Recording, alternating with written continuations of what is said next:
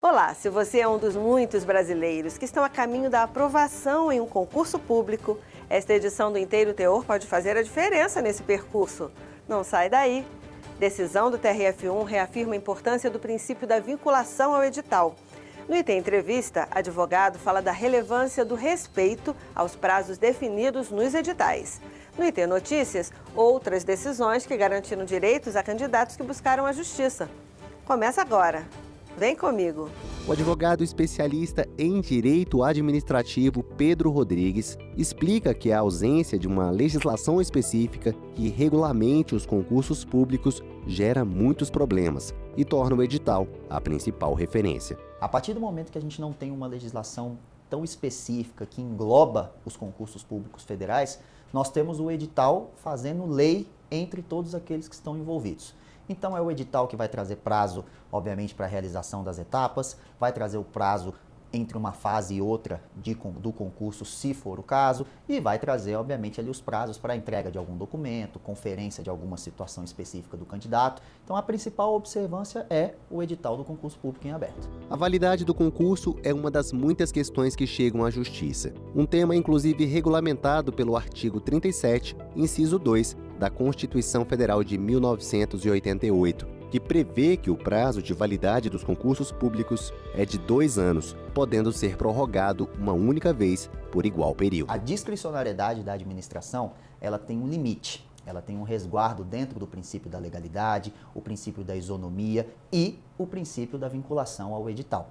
A partir do momento que eu tenho um edital, que é aquilo que faz lei entre as partes, banca, órgão, candidatos, e eu altero sem maiores motivações e principalmente de uma maneira unilateral e durante a vigência do concurso, que já estava com as regras pré-definidas, eu venho a ferir a legalidade, eu venho a ferir a isonomia e acabo por frustrar uma expectativa ali de direito que todos os candidatos envolvidos, é claro, especialmente aqueles aprovados para vagas imediatas ou para um cadastro reserva, eles se veem prejudicados.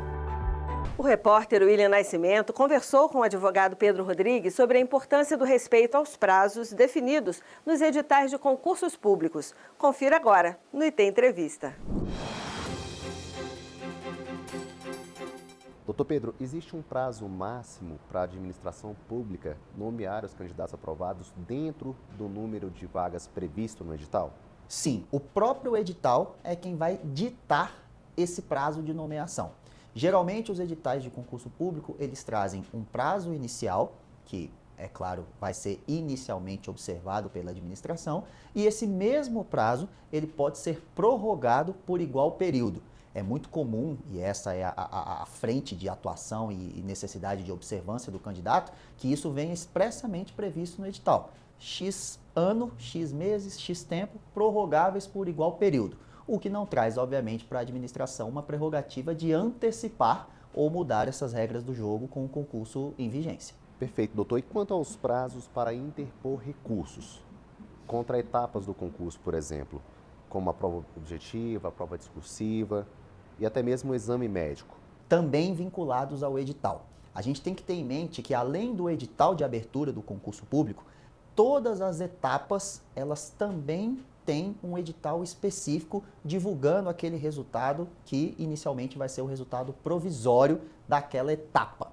Esse edital, ele já vai trazer ou fazer menção à previsão do edital de abertura, trazendo um prazo para a interposição do recurso administrativo. É mais uma situação onde a gente tem a falta de uma legislação específica que pudesse tratar melhor e de maneira mais específica dos concursos públicos federais. A gente tem um prazo administrativo geral de 10 dias, mas geralmente, na imensa maioria dos casos, esses prazos para um recurso administrativo de uma etapa de concurso são prazos, inclusive, muito curtos.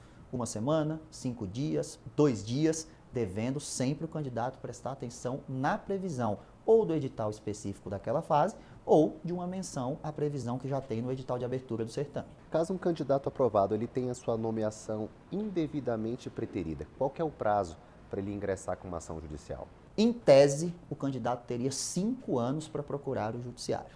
É claro que esse prazo é um prazo legal que muitas vezes não condiz com a realidade. Você não vai esperar 5 anos para questionar na justiça. Então, ainda que processualmente seja aceita uma ação, é recomendável que o candidato busque o judiciário nas vésperas ou até o prazo de validade do concurso, ou a depender da situação fática, o que acaba sendo até ali uma análise concreta dos fatos, logo após a vigência da validade daquele concurso. Doutor, há limite para a administração pública convocar os candidatos do cadastro de reserva após a homologação do concurso? Não. Na verdade, o limite que existe para a administração pública nomear um determinado candidato aprovado é a própria validade do concurso. É importante a gente lembrar que um concurso ele pode ter vagas imediatas ou ser um concurso para cadastro reserva. A partir do momento que o resultado final do concurso ele é homologado, se é um concurso com vagas imediatas, é um ato quase ali sucessivo e muito breve a nomeação dos candidatos aprovados dentro do número de vagas.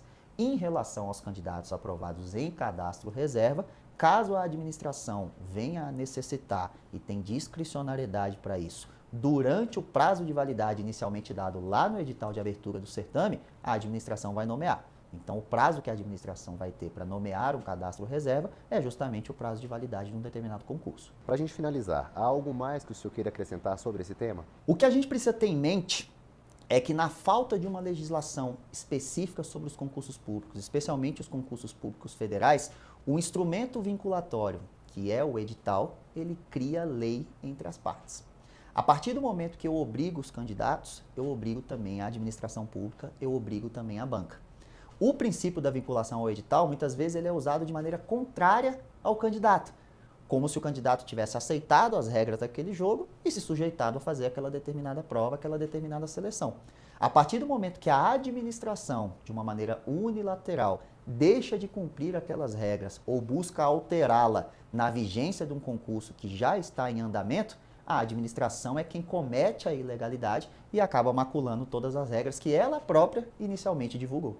Maravilha, nós conversamos com o advogado Pedro Rodrigues, especialista em direito administrativo. Doutor Pedro, muito obrigado por sua participação aqui no IT Entrevista.